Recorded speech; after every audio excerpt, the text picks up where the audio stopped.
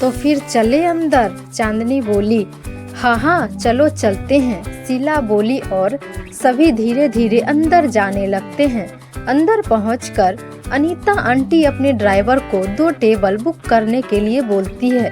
Table book हो गई है, सभी अपनी अपनी जगह पर बैठ गए हैं। सभी के हाथों में मेन्यू आ गई है, खाना ऑर्डर करने लगे हैं। तभी शीला की नज़र 4 टेबल छोड़कर बैठे शख्स पर पड़ती है।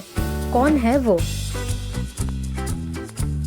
शीला, रूपा और ड्राइवर अंकल एक टेबल पर और अनीता आंटी, राधा और चांदनी एक टेबल पर बैठते हैं। सभी लोगों के पास वेटर आकर मेनू लिस्ट रखते हैं। हाँ जी मैडम जी, ये लीजिए हमारे रेस्टोरेंट के मेनू लिस्ट, इसमें से आपको कुछ भी ऑर्डर कर सकते हैं। हमारे स्टाफ टीम आपको बेहतर सर्विस प्रोवाइड करने के लिए तत्पर है। आप कृपया लिस्ट चेक करके अपने मनपसंद खाना ऑर्डर करें। वेटर अनीता आंटी को मेनू लिस्ट देते हुए नॉर्मल अंदाज में कहा था। हाँ, खाना खाने के लिए ही हम लोग यहाँ आए हैं, तो ऑर्डर तो करेंगे ही।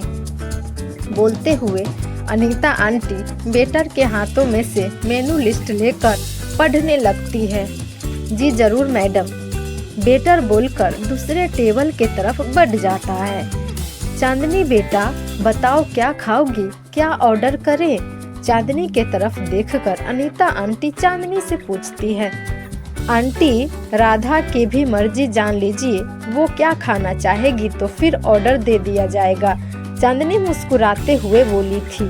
राधा जब ये बात सुनी तो वो अपने मन ही मन में सोचने लगी, यही मौका है अपनी बात कहने का और अपने बात मनवाने का।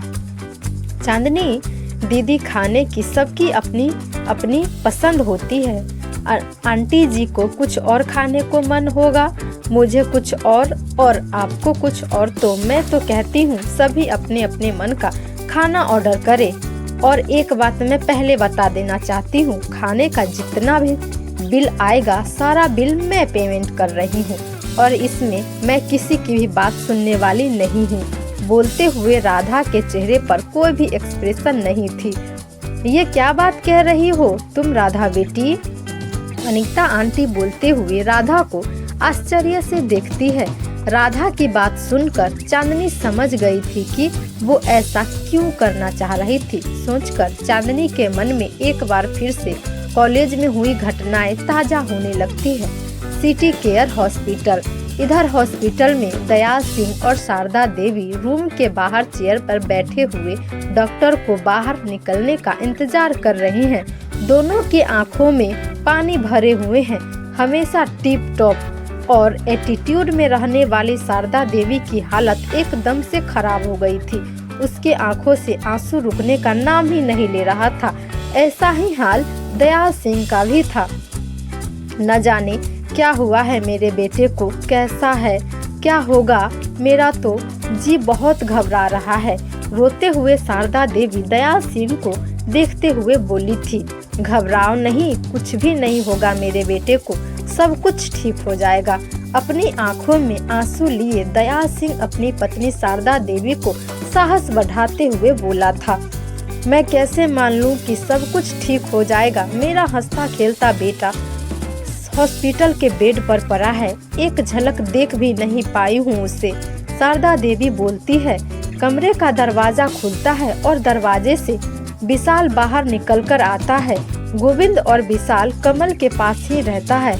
जब गोविंद को प्यास लगता है तो वो विशाल को बोलता है, मैं पानी लेने जा रहा हूँ। तो विशाल गोविंद को रोक देता है, तुम यहीं रहो, पानी लेने मैं जाता हूँ। पानी लेने के लिए ही विशाल बाहर निकलकर आया था तो उसकी नज़र कमल के मॉम डैड पर पड़ता है। तो वो दयाल सिंह और शारदा देवी के पास आ जाता है। अंकल आंटी, आप कब आए आप लोग? दयाल सिंह और शारदा देवी के पास आकर धीरे से बोलता है। विशाल बेटा, कमल कैसा है, क्या हुआ है उसे, ठीक तो है ना वो? शारदा देवी अपने भारी गले से बोलते हुए विशाल से कमल के बारे में पूछती है। हाँ आंटी जी। विशाल इतना ही बोलकर चुप हो गया था। तुम्हारे कहने का क्या मतलब है बेटा, मुझे पूरी बात बताओ, अचानक क्या हो गया कमल को? कमल के साथ, जो उसे हॉस्पिटल में भर्ती करना पड़ गया। दयाल सिंह विशाल को देखते हुए नॉर्मल अंदाज में बोले थे। दयाल सिंह विशाल से कमल के अचानक से बीमार होने के पीछे के कारण जानना चाहते थे, इसीलिए वो विशाल से ऐसे सवाल किए थे। वो एक बार पूरी तरह से कंफर्म हो जाना चाहते थे कि आखिर वजह क्या है, जो कमल अचानक इतना सीरियस कैसे हो गया था। हाँ बोलो बेटा, चुप क्यों हो गए? कमल की कंडीशन कैसी है? शारदा देवी विशाल को आशा भरी नजरों से देखते हुए बोली थी। ठीक है आंटी जी, अंकल जी, मैं आप लोगों को कमल के बारे में सब कुछ सही बताऊंगा, पर इसके पहले आप लोग अंदर चलिए। अंदर चलकर कमल को एक बार देख लीजिए। विशाल दोनों की तरफ देखकर अपनी ये बात बोला था। शारदा देवी भी दयाल सिंह के साथ ही थी, इसीलिए विशाल कॉलेज में हुए घटना को बताना नहीं चाहता था। एक तो पहले ही ये लोग कमल के बीमारी को लेकर परेशान हैं।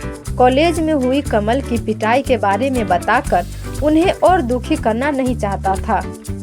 ठीक है बेटा, हम पहले अंदर चलते हैं और कमल को देख लेते हैं। तुम्हारी आंटी भी बहुत परेशानी में है, एक बार कमल को देख लेगी तो इनके दिल में तसल्ली हो जाएगी।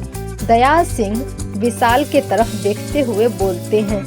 हाँ ठीक है अंकल जी, हम पानी लेने जा रहे हैं, पानी लेकर आता हूँ, तब हम लोग अंदर चलेंगे कमल के पास। तब तक आप लोग यहीं बैठिए, मैं अभी गया और अभी पानी लेकर वापस आया।